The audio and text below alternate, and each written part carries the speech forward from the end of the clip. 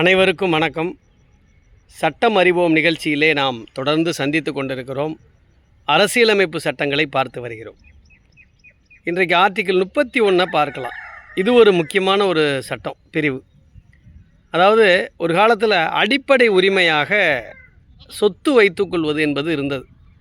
அதாவது எப்படின்னா, சுதந்திர காலகட்டங்களில் யார்ட்டையாவது சொத்துக்கள் அதிகமாக இருந்தால் அந்த சொத்தை அரசாங்கம் குறிப்பிட்ட தேவைக்காக அரச சொத்தையோ தனியார் சொத்தையோ கையகப்படுத்த முடியாது. இப்படி முடிஞ்சால் கூட அது ஃபண்டமெண்டல் ரைட்ஸாக இருந்ததுனால இழப்பீடு கணிசமாக வழங்கணுங்கிற மாதிரி ஒரு கட்டாயம் இருந்த சூழல். இதுதான் ஆர்டிக்கிள் 31 இருந்தது. அதாவது அடிப்படை உரிமையாக சொத்துரிமை இருந்தது. அதில் சில இந்த இடர்பாடுகள் இருந்ததுனால 1978 44வது அரசியலமைப்பு சட்ட திருத்தத்தில் அன்றைக்கு இருந்த பிரதமர் மொரார்ஜி தேசாய் அவர்கள் இந்த அடிப்படை உரிமையில் சொத்துரிமை இருந்ததை எடுத்துகிட்டு ப்ராப்பர்ட்டி ரைட்டை எடுத்து நேராக கொண்டுட்டு போய் எங்கே வச்சுட்டாருன்னா 12வது பிரிவில் ஆர்டிக்கிள் 300 கேபிட்டல் ஏ அப்படின்னு சொல்லி ஒரு சாதாரண லீகல் ரைட்டாக வச்சுட்டார். இப்போ லீகல் ரைட்டாக வச்சுட்டா நம்ம என்ன கேட்க முடியாது? ஒரு மனிதனுக்கு நான் இந்தியன் சிட்டிசனாக இருக்கேன், எனக்கு சொத்து கட்டாயம் வேணும் அப்படின்னு சொல்லி கேட்க முடியாது. அப்போ பேசிக்காக ஃபண்டமெண்டல் ரைட்ஸில் இருந்த ப்ராப்பர்ட்டி ரைட்டை ஒரு லீகல் ரைட்டாக கொண்டுட்டு போய் வச்சுட்டாங்க. 44th amendment of Indian constitution 1978.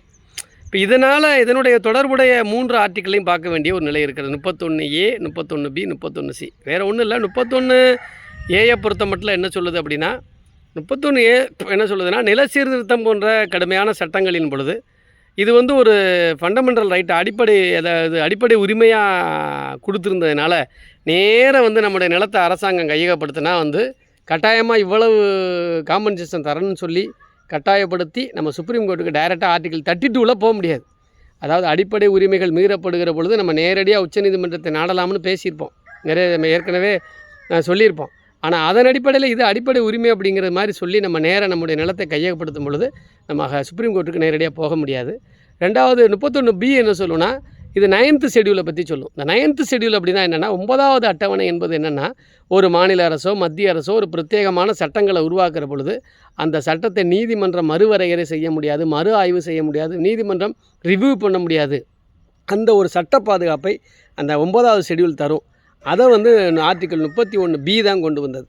31C என்ன சொல்லுதுன்னா, ஃபண்டமெண்டல் ரைட்ஸ் அப்படிங்கிற மாதிரி பார்க்கும்போது நிலத்தை எடுக்கையிலையோ நிலத்தை கையகப்படுத்தும் பொழுதோ ஆர்டிக்கிள் 14ம் 19 எங்களுக்கு இருக்குது, பேச்சுரிமை இருக்குது, நாங்கள் தொழில் துவங்கலாம், இடம் வாங்கலாம், சொத்து வாங்கலாம், இந்த உரிமையெல்லாம் 19 இருக்குது. அதே மாதிரி ஆர்டிக்கிள் 14 சட்டத்தின் முன்னே அனைவரும் சமம் அப்படிங்கிற மாதிரி சொல்லும் பொழுது அந்த 14, 19 உரிமையையும் கூட இந்த நில எடுப்பு சட்டத்தின் கீழாக நம்ம என்ன செய்ய முடியாது, கோர முடியாது. அந்த சவாலுக்கும் இது ஒரு பாதுகாப்பாக அமைகிறது.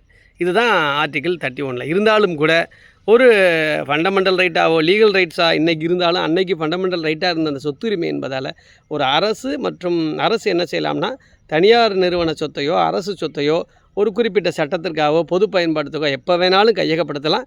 நியாயமான இழப்பீடை கொடுக்கணும். இவ்வளவு தான் கொடுக்கணும்னு சொல்லி சில பிரத்யேகமான நடவடிக்கைகளில் நம்ம போய் கோர்ட்டில் போய் கட்டாயமாக கேட்கவும் முடியாது.